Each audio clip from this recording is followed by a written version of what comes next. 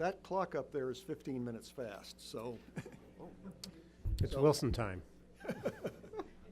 What they talked about, Elvis time? No, that was Bill Clinton. Well, welcome again, and delighted to see all you folks here. We're going to change gears now, and I think the tone for this panel will be somewhat different because the last one was very much about international affairs and very much more oriented toward where we are right now. Not that we won't do plenty of that as well. Oh dear, okay. That's a word to all of us panelists, please stay close to the mic. This, I think, we'll see, I think may concentrate a little bit more back on Wilson himself, but believe me, it will be the legacies, it will be how what he did, didn't do, what others around him did or didn't do, affect us very much. Before I introduce the panelists, let me just say something about why to concentrate on Wilson's domestic presidency. First of all, that's the presidency he wanted to have and expected to have. One of his most famous remarks, which everybody who writes about him practically quotes, is an offhand remark he made right after he was elected in 1912. It was to a former colleague, Princeton faculty colleague. And the quotation goes this way, and it's usually garbled a little bit, just the way Make This World Safe for Democracy is garbled. He said, "It would be an irony of fate if my administration had to concentrate chiefly on foreign problems." And usually that's where it's usually foreign affairs and so forth. Usually the quotation, they stop there. There's another clause. He said, "For all my preparation has been in domestic matters." Interesting. Now, as we know, and I once asked Congressman Hamilton about this, what he thought of that, because Wilson's, quote, preparation consisted of 2 years as governor of New Jersey. And at that point, he'd run in and won only 2 elections. I mean, this man did not have a long previous political pedigree. Of course, what he meant by that, of course, was his long study and reflection on politics. But it was on domestic politics. He paid some attention to foreign affairs, but not a lot. So that's what he wanted. And his measure, by the way, for success and achievement as a domestic president was legislation. Legislation more than anything else. And we will get into that. One other point I would like to make is there's a term that's around a lot these days because the current president has made it his watchword, or 2 watchwords, America first. Now, in point of fact, the person who coined that term, or really put it into usage, was Woodrow Wilson. In 1915, April 1915, he was looking at the World War. He was concerned that something was going to happen where the war was going to affect us a lot more. There was the British blockade. The Germans had just started using a submarine. It was about a month before the sinking of the Lusitania, which to me, the greatest turning point for us in World War I, except for our entering it, was the sinking of the Lusitania. But he said, our whole duty for the president, at any rate, is summed up in this motto, America first. Let us think of America before we think of Europe, so that we can be Europe's friend when the day of tested friendship comes. So it's interesting how the phrase originated, and I think most of us would say he put a different spin on it than is currently there. One other little footnote to that, about a month later, another statesman, in this case a senator, was giving a commencement speech in upstate New York, and he talked about a new way of conducting international affairs, and he talked about the United Nations. The man who said that was Henry Cabot Lodge. And a year after that, when Woodrow Wilson spoke before the League to Enforce Peace, which Tom Knock referred to earlier, that dinner, where Wilson, I think the phrase is correct here, came out as an internationalist, where he said he believed in international peacekeeping and correct adjustment of territorial matters. he shared the speaker's platform with Senator Henry Cabot Lodge, the man who had coined that. So we've got lots of ironies in all of this. Well, now we're going to talk about the domestic side. And forgive me, again, from Julius Caesar, the evil that men do lives after him, the good is often teared with the bones. Well, we're going to talk about the good and the bad, the sweet and the sour here. And I think it's very appropriate, the balance of our panelists. Catherine Lavelle is from Case Western University. She teaches world affairs there, and she works a lot on money and banks. Her most recent book is Money and Banks in the American Political System. So we're going to get some economics from Kathy. She also works on international trade. The next person, I think it's safe to say, is probably the most familiar face and voice of us here. It's David Wessel.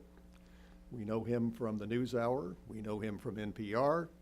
And we know him previously in his previous life as the economics editor of or economics columnist, how would you call it, David, of the Wall Street Journal? Either one or both. Well, and his picture, I love the way the Wall Street Journal does it. They do drawings off photos, and so David's a very familiar face. Eric Yellen teaches at the University of Richmond, which had one of my favorite presidents there. I'm talking about, Ed Ayers. Eric has written an excellent book on race and racism under the Wilson administration. So he's very, we'll deal with that. And finally, last and by no means least, is Devin Fergus, who's from the University of Missouri, who holds a chair named after a fine historian at the University of Missouri. He has also worked on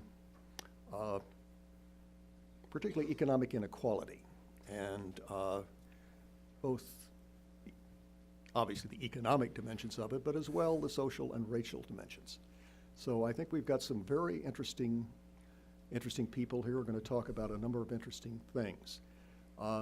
As one final prefatory remark, some years ago, 20-odd years ago, it was not here, but it was at a different session. It was actually about the Roosevelts down at the Kennedy Center. Alan Brinkley made an interesting point.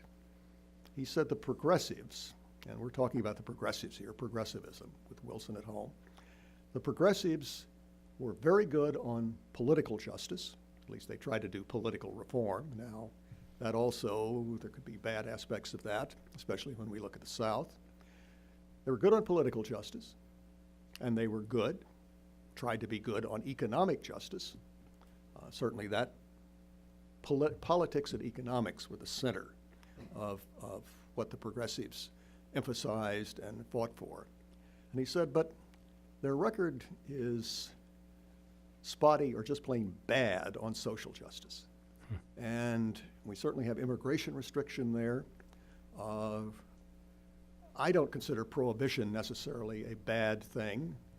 There are many people who do consider it that as a repressive thing. I think it was actually intended to be very, very benevolent. Herbert Hoover called it an experiment, noble in purpose. Now, that's always become something of a laugh line, but I think it was. But clearly, the record and then the other actions besides the quote reforms they went into in this era were bad. I mean, we've got lots of violence, particularly racial violence. We have discrimination against a number of people, and about the one good thing, one of the few good things that comes out of it, of course, is women's suffrage, which is really kind of, I'd say, the last gasp in some ways of progressive reform. So with that, Katie, where would you like to start? Well, I think I would like to start by thanking everyone, of course, for inviting me, and also to point out what a special place the Wilson Center is. So I was here in 2008, and the book that you alluded to, the Money and Banks book, is the kind of book that really wouldn't have happened if I hadn't been a scholar here, with the opportunity to see what was going on in 2008 in the international financial system, but also understand where the academy had gaps in terms of how it understands the political system. So it really is a special place, and I hope the next 50 years, I hope that people can go forward and take advantage of all the great opportunities that I had when I was here. But with that said, I did think I would start where you left off a little bit with the women's issue. And I think what's important, maybe because we haven't had a chance to talk about it today, and I thought I would start out, by just remembering my grandmother. When we think about Woodrow Wilson, I think about going to Woodrow Wilson's house in the 5th grade on a family trip. The house was closed. I'm sure my mother's delighted I'm telling this, and she said, oh, well, these presidential houses are all the same, just look in the windows. So anyway, I always kind of had a special connection to Woodrow Wilson because I got in the house later with my mother and my grandmother. And I think, my grandmother remembered President Wilson. So it was the first president. Now I'm teaching politics, and I will say, what's the first president you remember? And then now I tell students, someday people will say, really, Obama? You remember President Obama? So your day will come. But for her, it was President Wilson. And she, I would say, what did you think of him, Grandma? And she would say, well, she wasn't terribly enthusiastic. And she would say, well, he ran on the campaign, he kept us out of war, and then he got us into a war. And second of all, she would talk about women's suffrage. And I think women's suffrage for her was a very special thing because her older sisters couldn't vote. And she could always vote. And until the day she died in her 90s, that pride in being able to vote was something that imbued my grandmother, but it also imbued her sisters with this sense of purpose of American politics and the ability to participate and how important that is. And so over the years, when I think about President Wilson and how women's suffrage came about, on one hand, there is this great success, like you pointed out to. You have a woman who was born in 1902 who could always vote and who was able to vote for Geraldine Ferraro before she died. So she could vote for someone in that high office was very important to her. But I think what we also forget about the women's suffrage movement were the contradictions in the movement, but also within the Wilson administration. So if we think about that for a few minutes, what comes to mind? Well, in the positive column, we have a president who ultimately did come on board, a president who had 2 wives who were very strong individuals, one, in fact, who was argued to be our first woman president. He had 3 very strong daughters, and so he was certainly a man who appreciated women and women's intelligence and all the rest. But on the other hand, I think we forget how the violent elements that were present in the women's movement at the time and the schisms in the movement. And what I think we forget is that those contradictions and the kinds of problems that came about in the Wilson administration are the kinds of problems that we see up until the last week in American politics. So what I want to point out about the women's movement, the split, is the whole sense of tactics. And I was looking over again Professor Cooper's excellent biography of President Wilson. The commentary that his wife made about the women protesting. So if you remember, there were women consistently protesting outside the White House. The police would round them up and take them to jail. At different moments, they were beat up. They were force-fed when they went on hunger strikes. So even though it was a nonviolent movement, there were certainly elements of violence in the movement. It isn't like it was something that just came easily to women. And when we think about that, what I see coming out of the commentary within the Wilson family, but again, within the women's movement of the time, is how women are supposed to participate in the public space. So one of the quotes from Edith Wilson was, "I don't like these women who are too pushy." Just this whole idea of it's okay to press for rights in this way, and if I can interpret it to the present day, don't be too strident, don't be too forceful, or at times, if I admit, my mother will say, don't be so political. You go out, I'm a political science professor. That's a hard one. Women do it to each other. And so I think that there is an acceptable way, a notion of how to be attractive, a notion of how to present your views, and then also an element of don't go there. And I think that we saw it in the last presidential campaign. I think we saw it in the last week. And I think most of us who are women have certainly perhaps heard more personal anecdotes and stories and experiences in the last week than we care to hear for a long time. And so I think when I think about President Wilson's legacy, it's hard to argue with the Federal Reserve. we have such a great expert on the Federal Reserve, and I worked on the Hill and House Financial Services, and I'm certainly willing to talk about the Federal Reserve for the rest of the day. But I think that it's really important to remember women and to think about how hard that struggle was, and to ask the question, why didn't I understand that President Wilson accepted the notion of women's suffrage at the state level and not the federal level, but how do these contradictions play out in the present era? Well, let me, since we're on the subject of Wilson and suffrage, first of all, do you see a difference between the two Mrs. Wilsons and, both their attitudes towards suffrage and women's roles? Well, like we were talking about before, the great thing I think about reading a biography of one of the wives is seeing the husband and seeing the wife. And I don't, you're asking me whether or not they had my impression from what I've read, and you're certainly willing to disagree with this, is that there really wasn't a terrible difference. It's just that Edith came around later to support a more open, pushed him over the edge towards the federal movement. I don't know if that's just because she lived into that era and she saw what happened longer than Ellen did, or if she actually had different views about women's perhaps. suffrage. I don't know. I'll quit very quickly. I don't want to get into too much inside baseball of the of the Wilson family. Wilson was a great baseball fan, by the way. I think you would agree they're very different people. Oh. By the way, I want to give a plug to a biography. Christy Miller has written a dual biography of the two Mrs. Wilsons, which is very good. There's also an excellent biography of the first Mrs. Wilson by Frances Saunders, and there's some written about Edith. But Ellen, well, they came along at obviously very different times in his life, and Ellen was much more of a certainly a partner in his intellectual life, and than Edith was, and a better educated woman, very definitely a better educated and intellectual woman. And on this, I was trying to remember whether Ellen ever came out or quietly for suffrage. I don't think she did, but two of his daughters did. And they gave him a tough time around the dinner table. You know, kind of times when you wish you could have had a remote TV camera there or recording to get those things.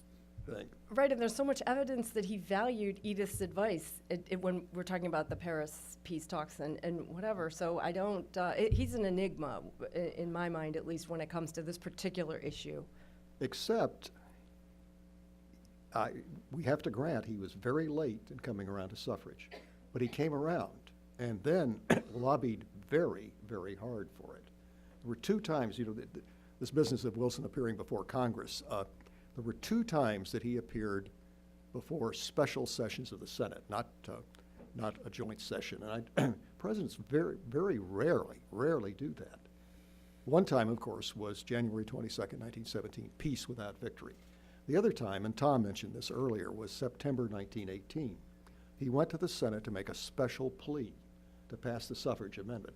Earlier, he'd gone down to Capitol Hill and met with a lot of representatives and helped push it over, get the House to approve it. That Senate attempt in the fall of 1918 failed, but the suffrage organizations very shrewdly targeted some of the opponents and defeated 2 out of 4 of them, and they got the message, and actually the Republican-controlled Senate put it through anyway. David, Katie has said you want to talk about the Fed, or you can't talk about the Fed. I can talk about Please do. I want to talk about how profoundly ambivalent I am being on this panel. On one hand, I have a lot of affection towards the Wilson Center. I worked on both of the books I wrote as a guest scholar here, and I'm really proud of, we did one of the serious games. We have a game on the federal budget called thefiscalship.org that we did in cooperation with the Wilson Center. On the other hand, I find myself on a panel with 4 distinguished academics, one of whom apparently has memorized everything Woodrow Wilson has ever said. So it's a little intimidating. But let me pick up on a point on a point you made, John. So I'm interested in the the economic legacy of Woodrow Wilson. And for people who know a lot about Wilson, and I'm sure here at the Wilson Center there are a lot of those, this will all be familiar ground. But it is pretty remarkable. I mean, we had the Federal Reserve created after the Second Bank of the United States had been demolished by Andrew Jackson in the early 19th century. We have the first, not the first, but the lasting version of the income tax. There was one by the Civil War, but the one that really lasted. We have the modernization at the time of the antitrust statutes. The Clayton Act passed following the strengthening the Sherman Antitrust Act, basically prohibiting any contract, trust, or conspiracy in the restraint of interstate or foreign trade. We have the creation of the Federal Trade Commission. We have the beginnings of the 8-hour day for the railroad workers, and then we have a kind of ill-fated attempt to ban child labor, which I gather was undone by the Supreme Court, but later reinstated. So that's a pretty long list of things. And the thing that strikes me is that you can talk about each of them individually, and I could do that a little bit, but some of the tensions in the society that resulted in those legislations are very much with us today. So the whole incredible, long, prolonged debate over creating the Federal Reserve and how much would it be centralized and how much would it be decentralized, and should the bankers have control or should the politicians have control?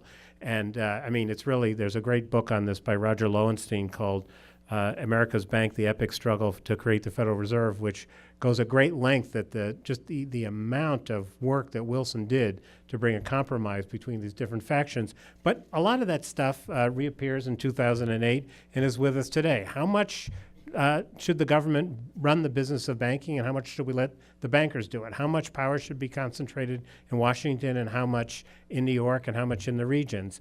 Who should make the appointments to the Federal Reserve? Even today, we have a legacy of the Wilson Federal Reserve Act as modified in 1935, where the presidents of the 12 regional Fed banks are appointed by private sector boards of directors, subject to the approval of the Federal Reserve Board in Washington, but that's still very much controversial. So that notion of how important it is that the society control credit, that their democracy have some constraints on the bankers is very much a current issue. And then similarly on the antitrust efforts, of course, the antitrust law was tightened in the Wilson years, but over time, particularly in the 50s and 60s, things were, antitrust was pretty stringent, and a lot of mergers were actually forbidden. But thanks to intellectual work done by people like Robert Bork and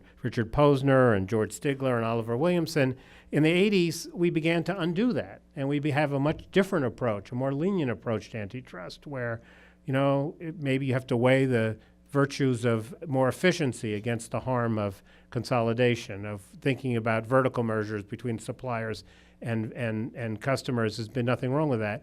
And I think now we see ourselves wondering whether that was the right thing, and lots of really interesting work going on about how much concentration of market power is too much in various industries. How do we deal with the evolution of the economy? Is Amazon basically a giant predatory pricing machine that's just going to put retail out of business and then raise prices? How do we think about it when Facebook and Google buy up all these little acorns before they can become oaks? But never get under antitrust scrutiny for it? So I think what's striking to me is two things. One is many of the institutions that Wilson and his legislative allies bequeathed are still very much with us today.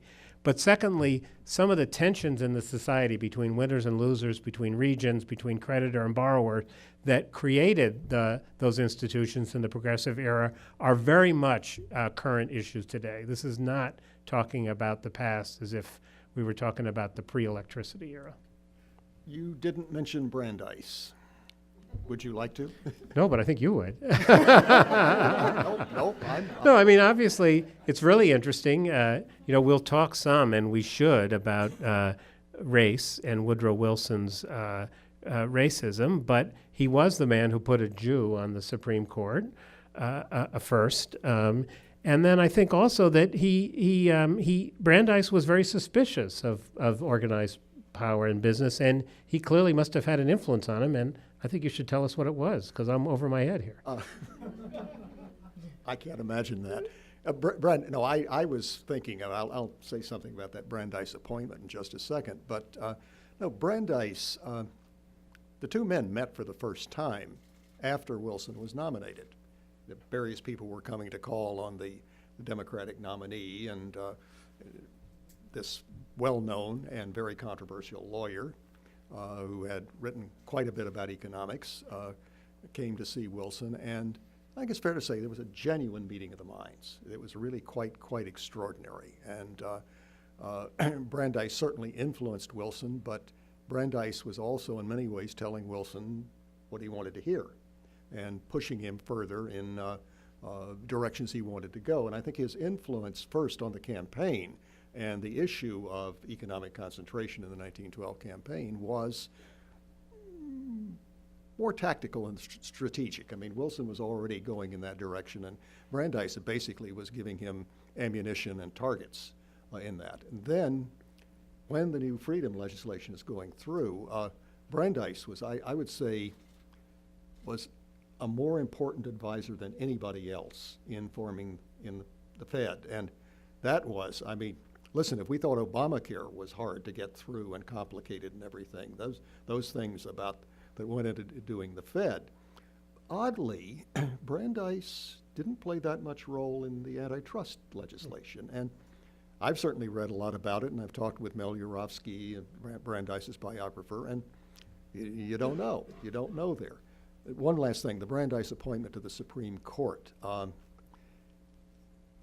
Wilson, if Wilson was a prejudiced person, which he was, I think particularly across the color line, not so, I think, among whites. And not only did he appoint Brandeis the first Jew to the U.S. Supreme Court, he'd appointed the first Jew to the New Jersey Supreme Court. And as president of Princeton, he had appointed the first Jew and the first Catholic to the faculty. You know, so well, this guy, at least within this side of the color line, was not so bad on that. What was really quite amazing about the Brandeis appointment, and in some ways, forgive me, I think this Kavanaugh appointment reminded me there. I once said that if you wanted an analogy for the shock and the controversiality of Brandeis, it would have been as if Carter or Clinton had tried to appoint Ralph Nader to the Supreme Court. I mean, that was what a red flag Brandeis was to economic conservatives and legal conservatives. And it was a hard-fought battle. And by the way, Brandeis's confirmation was very much along party lines. I think there were 4 Republicans, Robert La Follette, George Norris, and 2 others, progressive Republicans, who voted for him. Only 1 Democrat voted against. So, you know, that's controversial Supreme Court appointments and fights are as American as apple pie. But yeah, in that. Anything else you want to bring into that? No. Okay, Eric. You want to talk about anything else but race? Please. I want to talk about a lot of things other than race. But I think I first want to say thank you for including me. I think I should say that I'm here neither to bury nor praise. But I want to go back to Neither to bury to praise Cooper or Wilson. Who are you talking about? Very I can praise John Cooper for the rest of the panel. That's easy. For Wilson, I want to go back to the quotation from Alan Brinkley, who's a brilliant historian, a professor of mine, and a brilliant historian of the progressive era. And so I'm loath to disagree slightly, but I want to push a little bit on the idea that progressives, we can sort of build a formulation of progressives were good on this and bad on that, good on this and bad on that. I think the challenge for analysts and for historians is to try to figure out why and step back from these are the accomplishments and these are the failures, but rather think about how those go together. And so, you know, Brandeis, for example, I'll say more about this, but you said Brandeis, so I have to say, Wilson does this remarkable thing, fights for the people's attorney, and who had done work for women, had done work for working class people, unions, And yet he's a Jew, and so that's supposed to be really brave, and it is. On the other hand, Brandeis is a Kentuckian. And there's a meeting of the minds there in many ways, that he's not a threatening presence to Wilson. Wherever he worships, Wilson could feel comfortable in front of Brandeis. And I think that's a way of getting into this question of where does the good and the bad come from? Where are Wilson's comfort points? And another way to do this is to think about how accomplishments can be failures. And so if we look at a list of accomplishments for Wilson and Wilson's administration, they get more interesting when we think of them as also failures in certain ways, in ways that present with problems and tensions and conflicts for us today. So for one example is Wilson's election as the first Democrat since Zachary Taylor, or Southerner since Zachary Taylor, and Democrat since Cleveland, is a kind of sectional reconciliation, and that's an accomplishment. It's also, as historians have documented, a part of an exclusion of African Americans from the American civic life. And so this is an accomplishment, this reconciliation, this burying of the hatchet of the Civil War, and it's an accomplishment made on the backs of African Americans. And Wilson's contribution to that was to make that exclusion reasonable. Wilson was such a remarkable and articulate voice for reasoned discussion. Trig can do this better than I can, but the value of discussion. One of the dangers of that was that Wilson could talk his way around almost anything. Another accomplishment is the inclusion of labor, and when he put Samuel Gompers into his war cabinet, and the 8-hour law. These are accomplishments. They are also accomplishments that very much preserved a capitalist world order that ensured that there would be no labor party, that labor would be given its bit role. Wartime unity. The United States did not want to go to war. They voted for a man who was going to keep us out of war. That came at the cost of civil liberties violations and a vision of free speech that is, I think, contrary to the one that we would hold today.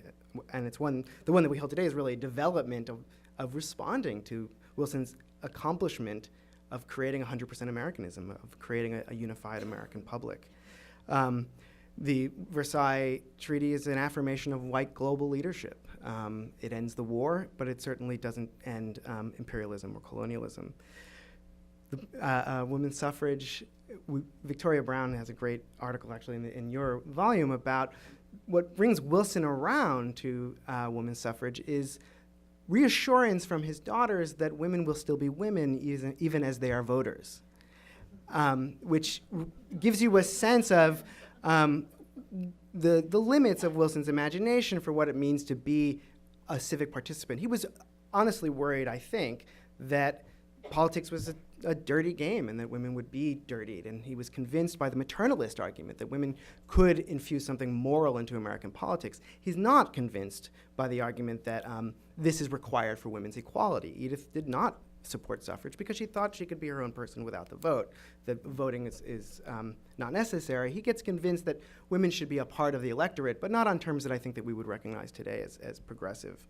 All of these contradictions are not good on this and bad on that. They are of a piece. They are a part of who Wilson was and the legacy he bequeathed us. I think I'll leave it at that. Let me, Yeah. just a second, Devin. You're on shortly. I am interested in, and I like what you say about sectional reconciliation, and I would agree with that. In fact, I read this recently in the New Yorker, Nick Lemon making the point that what we have now, the kind of politics and white nationalism we have now, is the price of having kept the Union together and having kept the South in. And I've always agreed with Frederick Douglass that William Lloyd Garrison was awful when he said, "Let them go. We won't have this pact with the devil." But the point that successes can also be failures.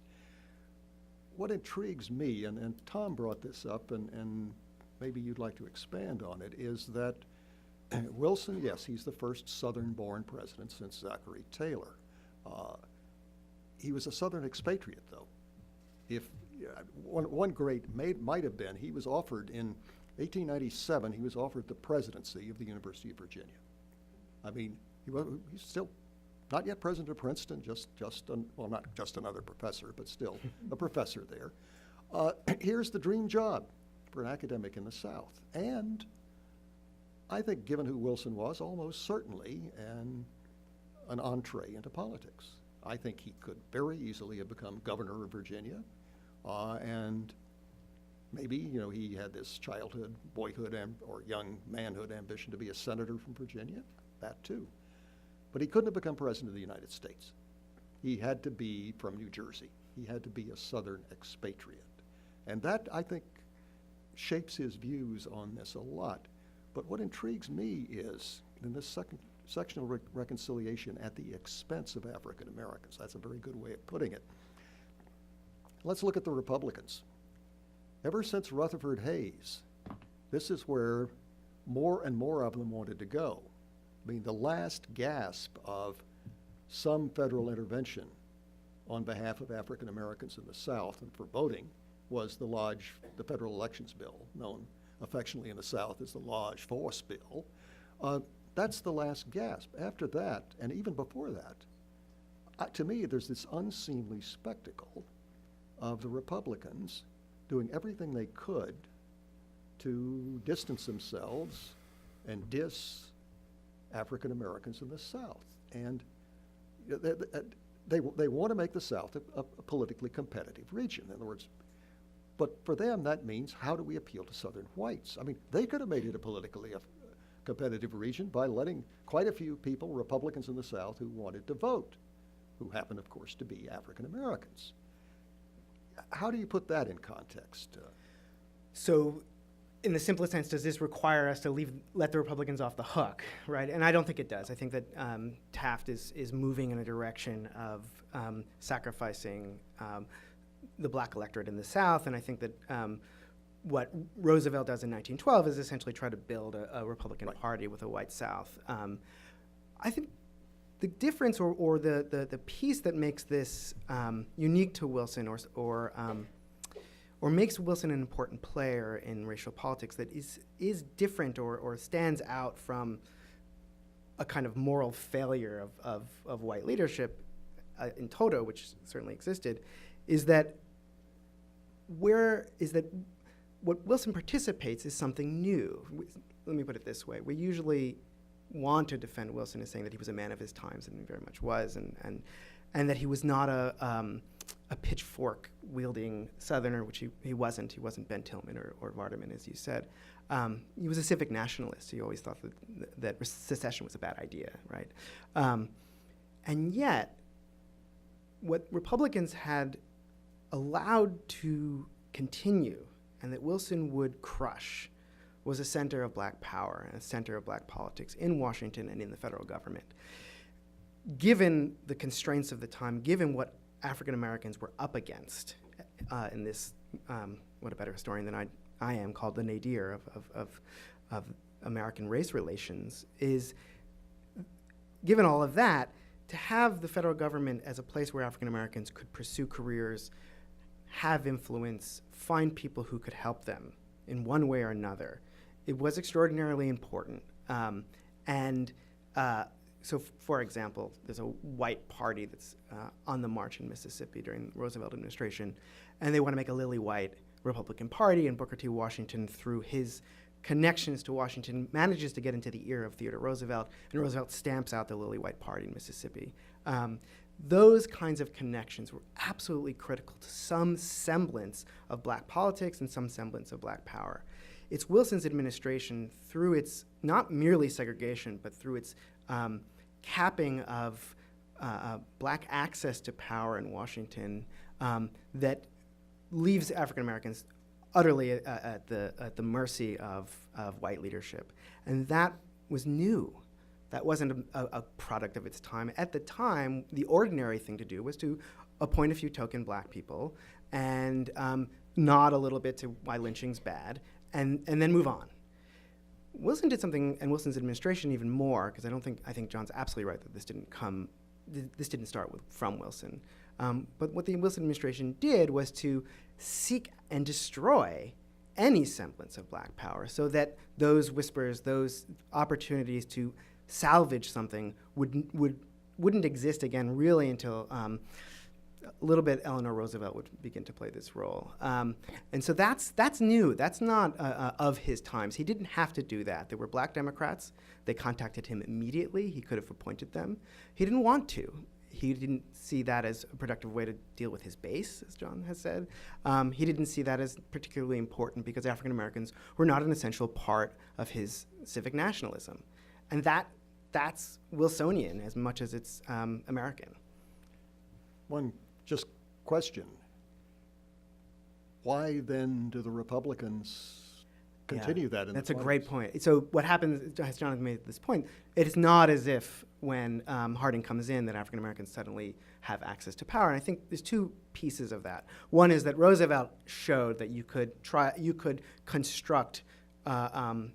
be a national party without African Americans. The Republican Party had long kept African Americans in the fold because it was really their only shot at a vote in the South in any former Confederate states. And so to be a national party, Lodge thought you had to include African Americans, and that's why he's willing to do something like the Force Bill. Roosevelt suggests that that's not necessarily the case, that there are new issues. And Taft had an economic and program that he thought could appeal to elite whites. And so there's an element of shifting politics. There's also the fact that by the time Wilson is president, there aren't any black votes, right? But I think there's a third piece that often gets overlooked, which is Wilson's own argument for why African Americans could reasonably be excluded from full citizenship and from the electorate, and that was that they caused friction, that they caused a kind of disharmony that progressives found really problematic. That a theme of progressive politics was that we would find a way to have harmonious relations between industry and labor, between voters and government, between capital and those without means, right? And so if African Americans are disharmonious, then they may have to step aside. And that was the argument he made to William Monroe Trotter, that let's not go too fast with this. Let's ensure that we can do right, and then we'll do right for all. And that requires a historical elision, a kind of amnesia to what had gone on in Washington before that, which was African American participation. Eric Foner shows it beginning right after the Civil War, and we can see it into the Wilson administration. There were black people in Washington assuming and executing power. Wilson says you don't have to do that. We can be reasonable, fair, harmonious without it. And that gives Harding, Coolidge, others cover to not deal with, as you've said, John, this pesky issue of race, that African Americans are just simply not fully realized people in the political imaginations of Democrats or Republicans by the 1920s. Wilson supplies the vocabulary to make that happen, and I think that's a part of his legacy. And I would agree with you on the failure of imagination there, and in fact, Trigg has a rather nice way of characterizing that in his book too. Devin, you want to talk about economic inequality? Not really. Oh. I'd much rather talk about something else. Again, thank you so much for inviting me here. I too was a former Wilson Center Fellow, and not simply during the working hours of the Wilson Center was it so useful for my career and for my research, but after hours as well.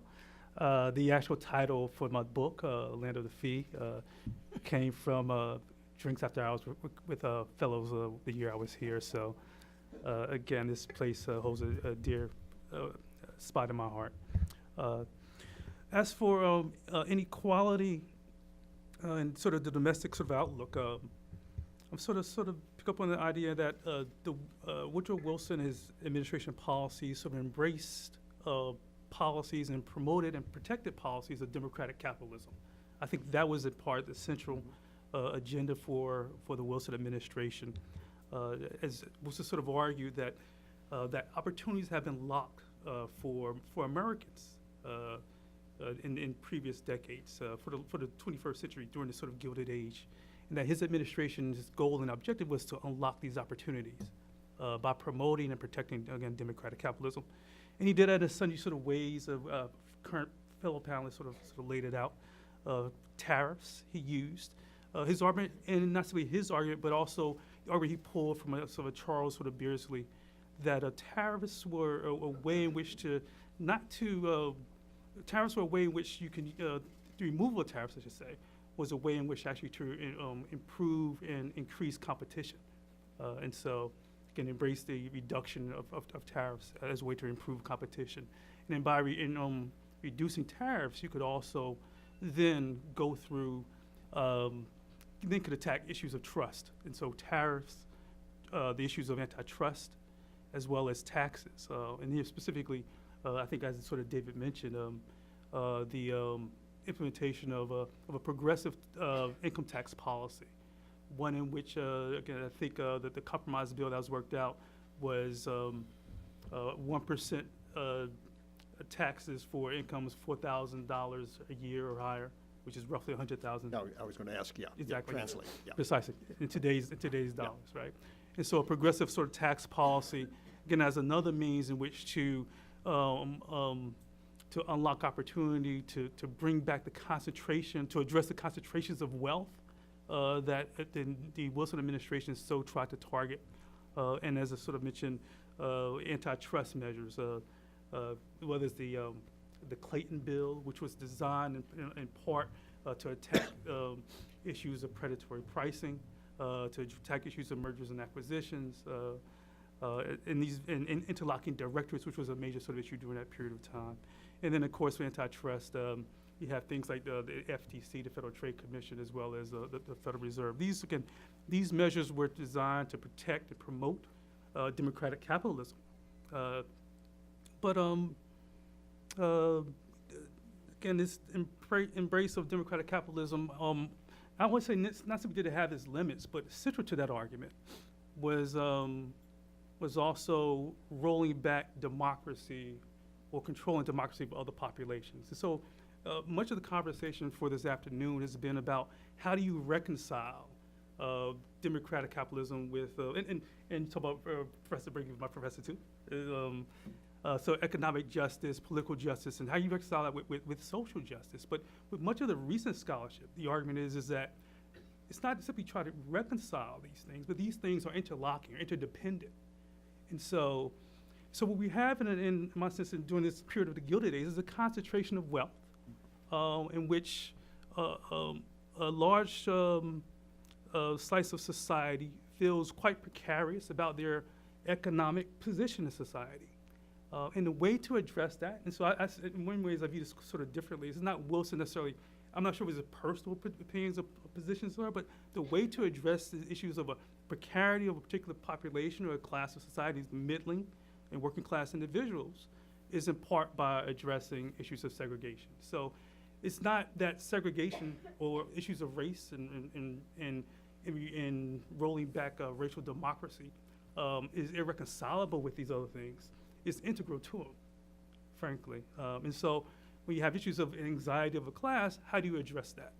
You address that by perhaps rolling back some of the opportunities that another population, which is more vulnerable, has. And so when the administration goes about with segregating federal employees, for instance, federal offices, again, a continuation of previous administrations, it said it's because one of the main reasons is because we don't want black supervisors over white clerks, right? So it's a great anxiety, particularly in this window of time where you have economic concentration and a sense of class precarity, that you have to address that in many ways by rolling back the access of other populations. I'm actually living in the UK this year, and in the UK they talk about, the argument is that where a population is left behind, and the way in which Brexit is addressing the left behind population is altered by targeting immigrant populations in that society, right? And so it's a question of the precarity of a particular population, and then policies that are designed to address that precarity and those policies designed to address that precarity is often rolling back the policies for historical vulnerable populations. Would you elaborate on that, Devin? Give us an example of how one of these economic policies, and I think you're exactly right that what Wilson was about, and again, I think this is where Brandeis really supplied him, egged him on, and gave some depth to it, it was about opportunity. I mean, 1912, David Blight and a few others, including me, have said in many ways the 1912 election, and the main act, of course, was Theodore Roosevelt Woodrow Wilson, was a competition for the mantle of Lincoln. Now, for TR, it was the savior of the Union. And for Wilson, it was the apotheosis of the self-made man. The emancipator's never there, that the emancipator, no, never heard of that. But how do you see this necessarily being having to be at the expense of African Americans? I'm not saying that's wrong, but could you elaborate on that? Sure. And I think 1912 election is actually a wonderful election. So again, as historians talk about the age of consensus, but I see the 12 election as a sort of proto-consensus period.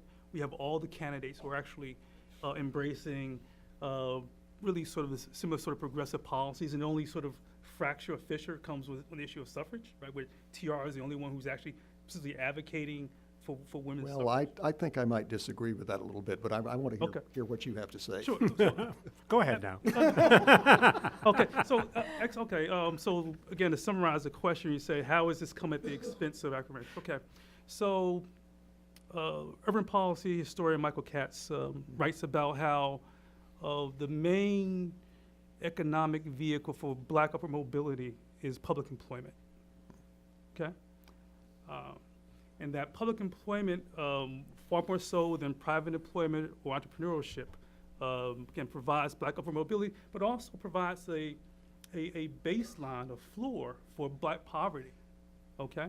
And so you're more likely to not simply have income, but also have the protections and benefits of government at work, healthcare, retirement package, those kinds of things.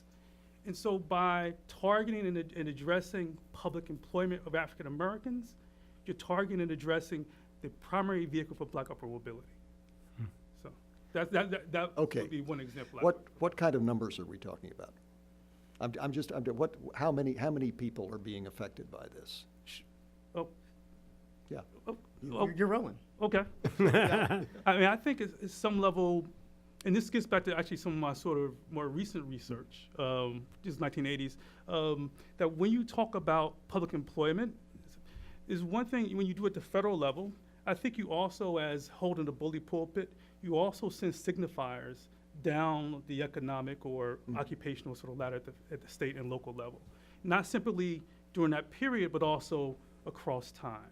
And so it's not simply what happens during the Wilson administration, but also happens at the state level, and then what happens subsequent administrations, whether it's Harding, whether it's Coolidge. Again, Coolidge sees that you don't have to address African Americans. So what does he do? He takes a silent role on the Dyer bill, Yeah. right? Anti-lynching, right? Yeah. Because he sees that you don't have to sort of appeal or address this population. So I think the numbers might be less relevant than the symbolism of politics that it actually plays. Fair. Now, we've talked about, you mentioned the Dyer bill, the anti-lynching bill. Is 1924, 5 in there? It's repeatedly Yeah, on the docket yeah. for the whole period.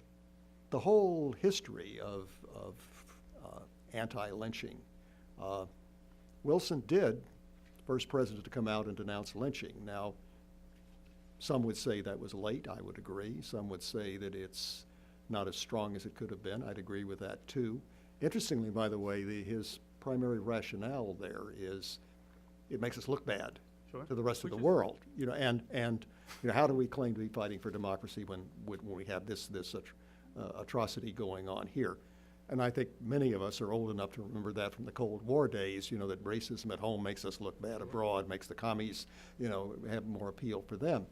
So you have that, and then you have these attempts at anti-lynching bills. to me, one of the most interesting ones was it 1938 under FDR?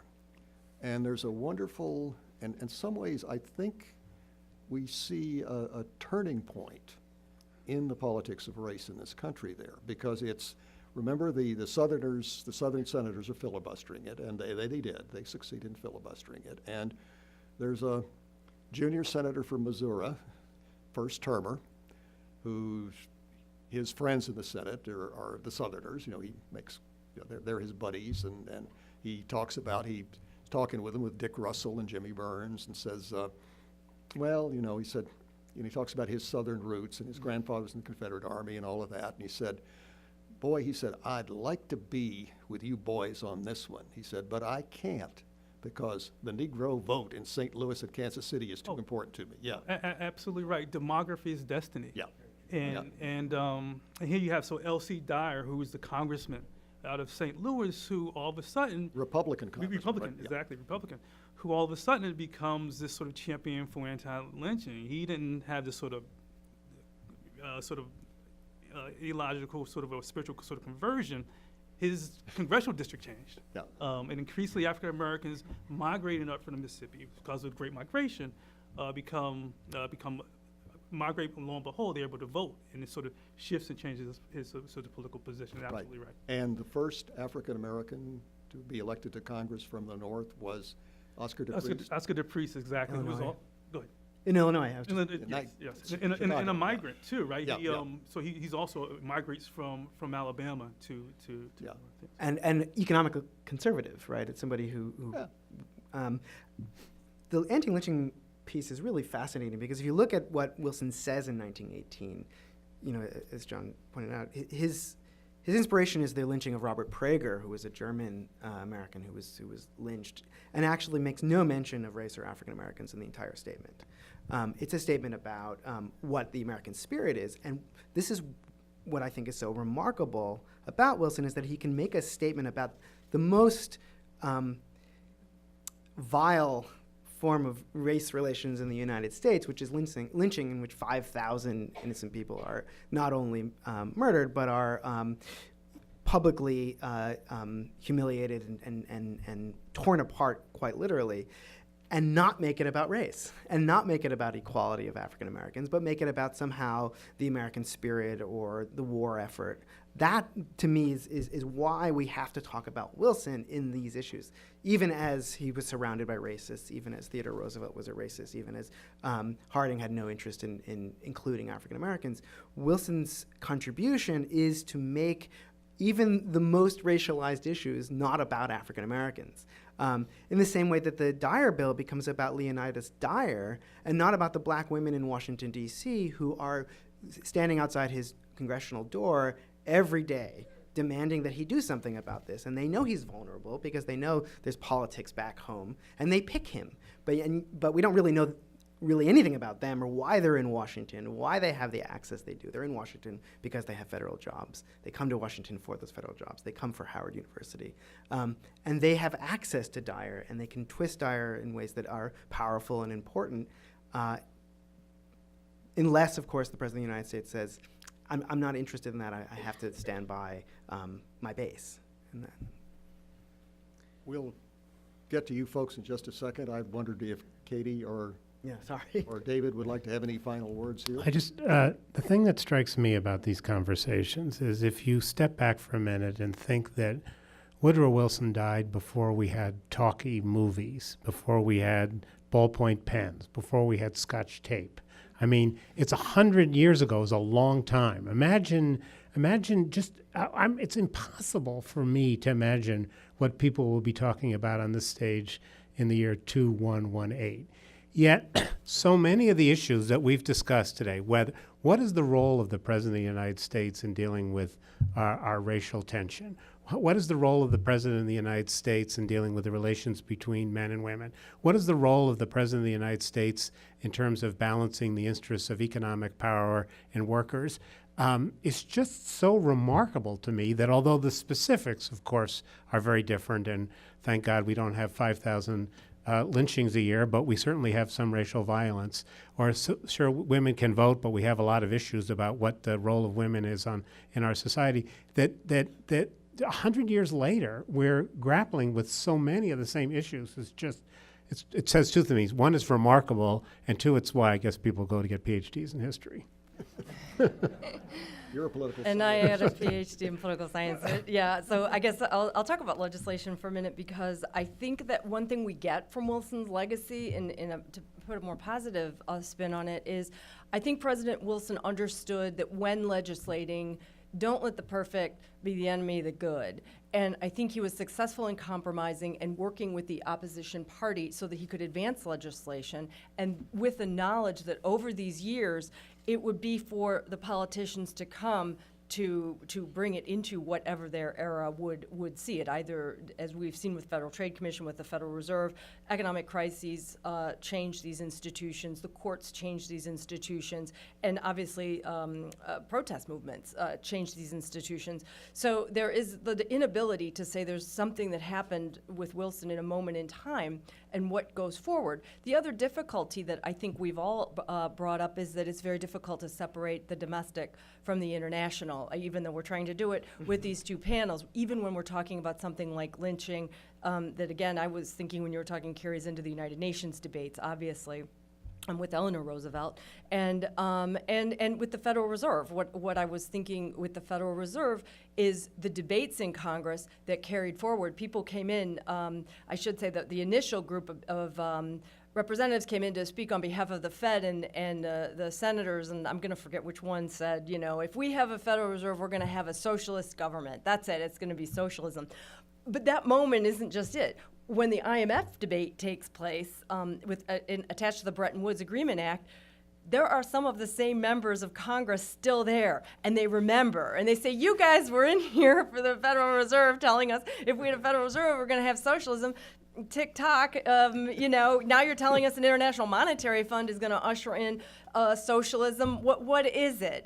And so with Congress and with President Wilson's understanding of the institution, there is this continuity that perhaps we don't see with the presidency that's more truncated, that there are members of Congress that transcended these different eras and different attempts at legislation, and obviously, like Devin pointed out, confronting changing demographics and all the rest. So even though we're trying to draw these lines, maybe it's not so possible to do such a thing. Thank you very much, and let's go to questions. Let's see. Gentlemen over here, please identify yourselves when you speak. Go ahead, you. No, you, yep. Are you waiting for a microphone? Oh, okay, yeah, I guess. It's right behind you, over your left shoulder.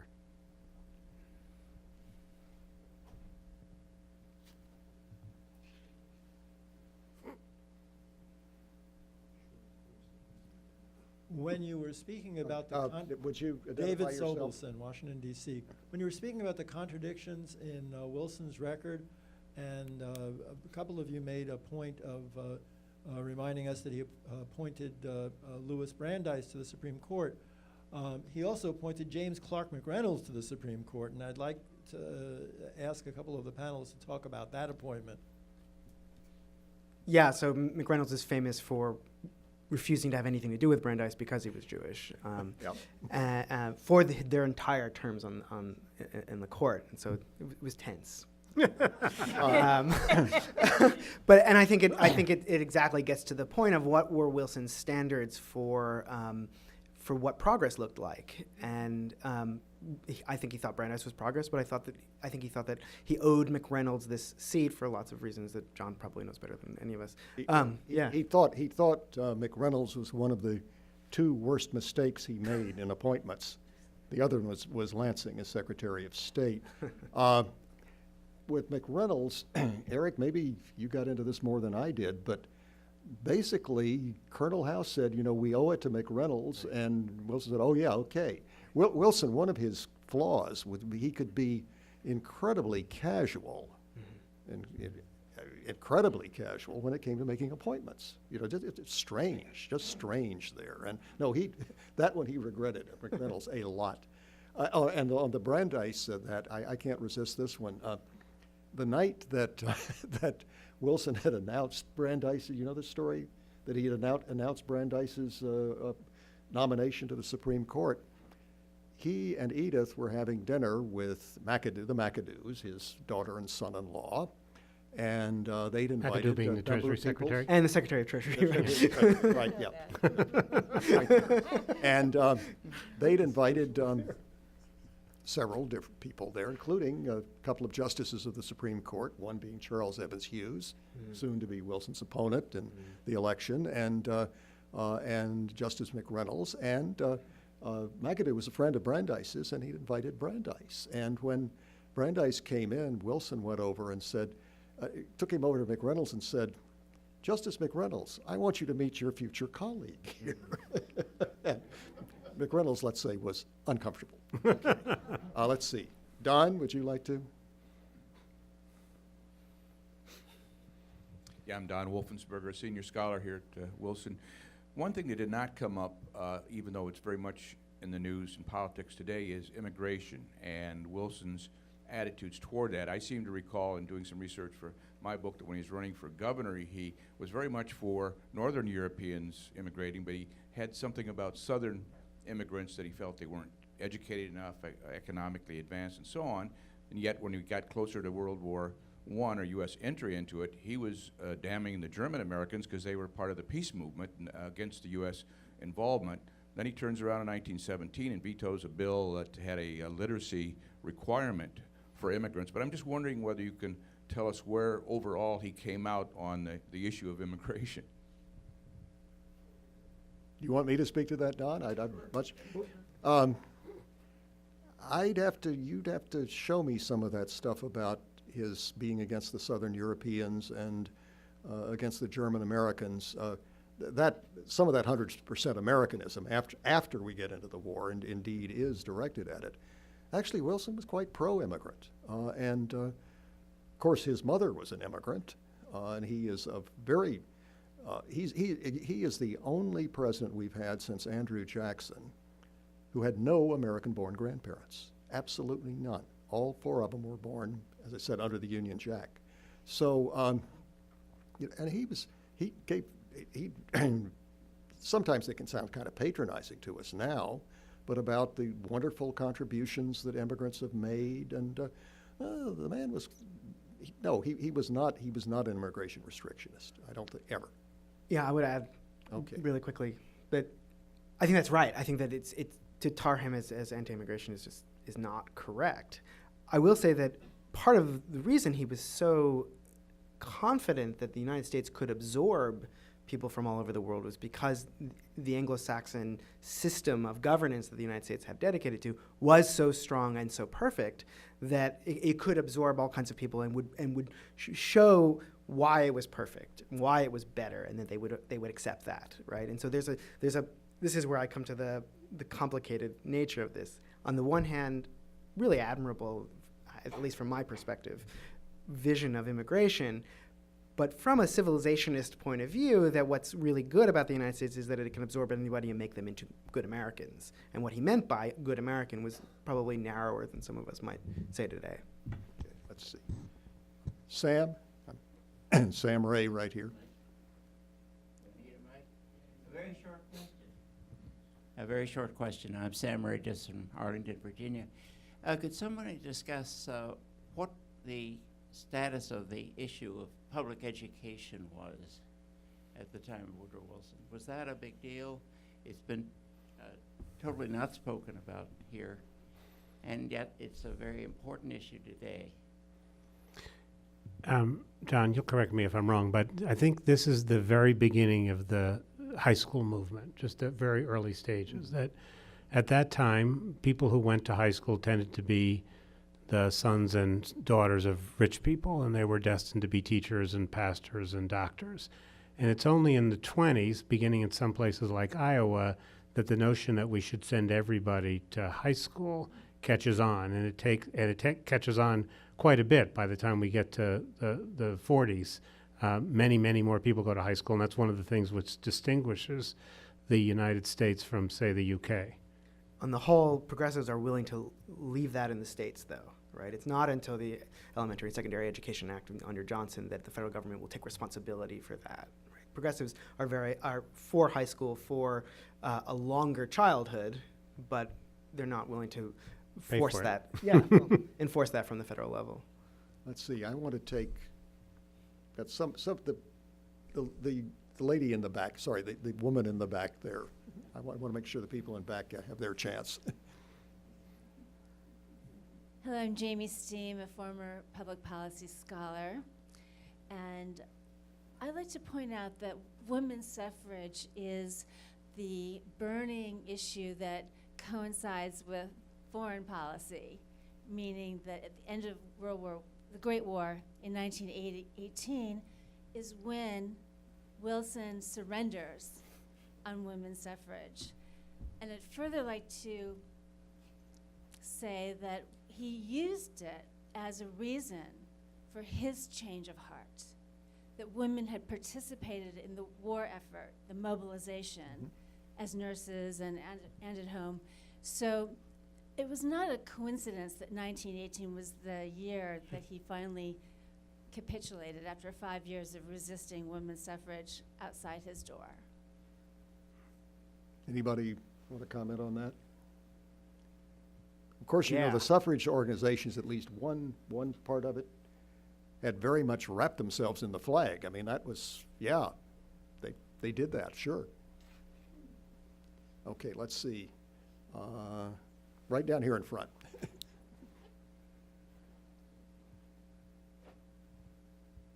Thanks so much. My name is Tim Hannibal, and I'm a Wilson alum, but not of the Wilson Center, of Woodrow Wilson High School here in D.C. So am I. Are you? Yes. Okay, well, this will be interesting to you. We are starting a conversation at the school this year about the possibility of looking at Wilson anew, especially his racial legacy, given that Woodrow Wilson High School is built in, a majority black city, is now a majority black population, and also the unique local feature that it is built atop the bones of Reno City, an eradicated and dispossessed black neighborhood. So I guess my question is just, do you have any advice for us in having this conversation? Good luck.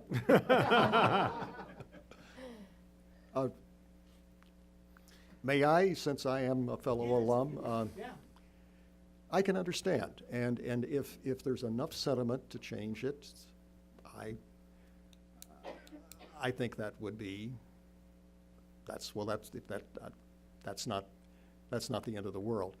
I wish you wouldn't, though, because Woodrow Wilson, I don't know how it was when you were there, but when I was there, and I graduated in 1957, it was a jewel in the crown of the DC public school system. It was the one, and part of it, of course, was our teachers tended to be a bit older because that through your seniority you got to Wilson, and it was a bit of an elephant graveyard, but that was anyway. It was. Fortunately, none of your teachers are still alive to hear you call them dead elephants. It was the jewel. It was the jewel in the crown, and in some ways, I think.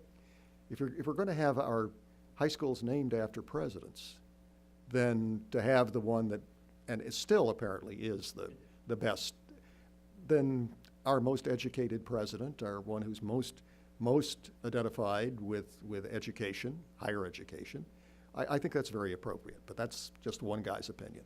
Did you know about Reno City? No, I did not. I think that's maybe what makes it unique. Sure.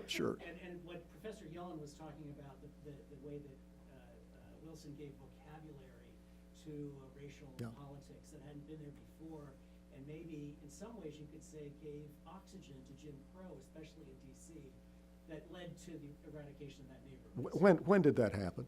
In the 20s. Really? In the 20s. Yeah. Because there's another story too. The Lee property, the Lee Custis property. Yes, Arlington House. It was not only Arlington House. In fact, the property included not only the house and the cemetery, but also the land where the Pentagon is now. And where the Pentagon stands now, that had become a very thriving free black community, which was ethnically cleansed in the 1890s. So